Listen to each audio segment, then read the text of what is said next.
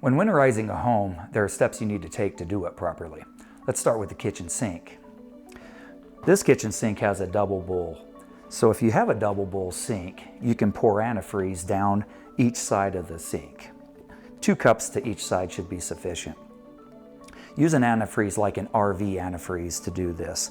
It won't damage your pipes. This particular sink has 1 P-trap under the kitchen sink itself, so putting it into both sides will fill that P-trap full of antifreeze and prevent it from freezing. We also have a dishwasher in the kitchen.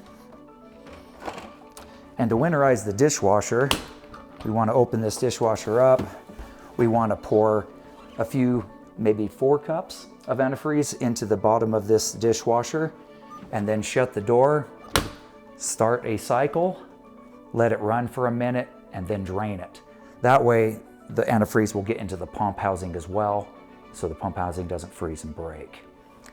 Let's go to the half bath. For a toilet, you're going to want to shut the water off to the toilet, flush the toilet down, and then take the tank lid off and pour a couple of cups of antifreeze into the tank. After you've poured that into the tank, put the lid back on, lift up the seat, and pour a couple of cups down into the bowl itself to fill the trap full of antifreeze so it doesn't freeze and break.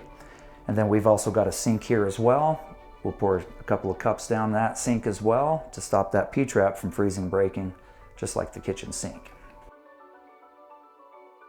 When you winterize a home for the water lines, you're going to have to shut the water line off here. After you've shut the water off, you can turn all your fixtures on to drain the pressure down and leave them on. We want to leave those on so they drain completely out. So what we're going to do now is disconnect this nut here on the regulator so we can drain the water out. You can use a bucket to catch the water, or if you have a floor drain nearby, that'll work as well. Now the water heater, this one is a tankless heater. So on a tankless, we do have 2 valves here for the hot and cold water lines going into the unit. There is also a couple of caps here that we can screw off. These ones are on pretty tight, so we won't screw those off now. But we can screw those off. We can hook a hose, run it into a bucket, or we can also run that to a floor drain and drain out the water that is in your tankless heater. The water softener is going to be different because it's got a connection on it with 2 hoses on this one. So you're going to have to disconnect these flex lines in this particular unit and let the water drain out. When winterizing a home with a basement, most of the time you'll have a bathroom in the basement or another fixture that you can drain the water out of. In this particular case, we do have a bathroom here. So what we'll do is we'll turn these fixtures on and leave them on until they drain out completely. We do not want to shut those off. Same as on the toilet, we'll shut the shutoff valve off to the toilet and winterize it just like we did the one upstairs by pouring antifreeze in the tank and the bowl. The tub as well, we'll turn this on, we'll let it drain out, then we'll put our antifreeze into the trap here.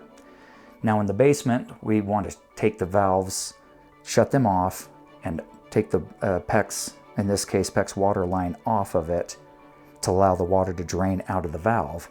You'll need a bucket or a small pail for that. We'll do that under the bathroom sink as well to drain any water that's coming from up above, down, and out of the water lines.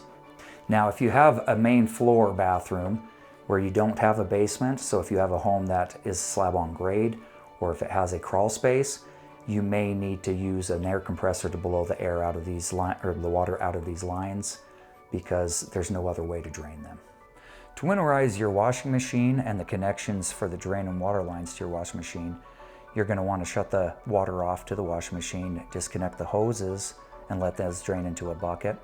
But before that, we also want to put antifreeze into the washing machine and let it run into the pump system and then allow it to just sit, because we don't want that pump to break as well, freeze break, like the dishwasher.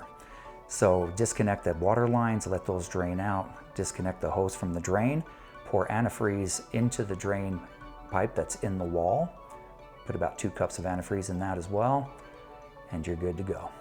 When winterizing a home, don't forget to go outside and locate your hose bibs that are usually on the front of the home and the back of the home. You need to disconnect the hose to allow them to drain out, and then also turn them on and let them drain out so the water doesn't freeze inside the hose bib and break it. This is after you've turned off the main water line and drained out the rest of the water inside the home. Winterizing a home can sometimes be tricky. If you don't do it properly, you may have a water or drain pipe that can freeze and break. If you don't feel comfortable doing it yourself, give us a call at S&B Plumbing and we'll be glad to help you with that.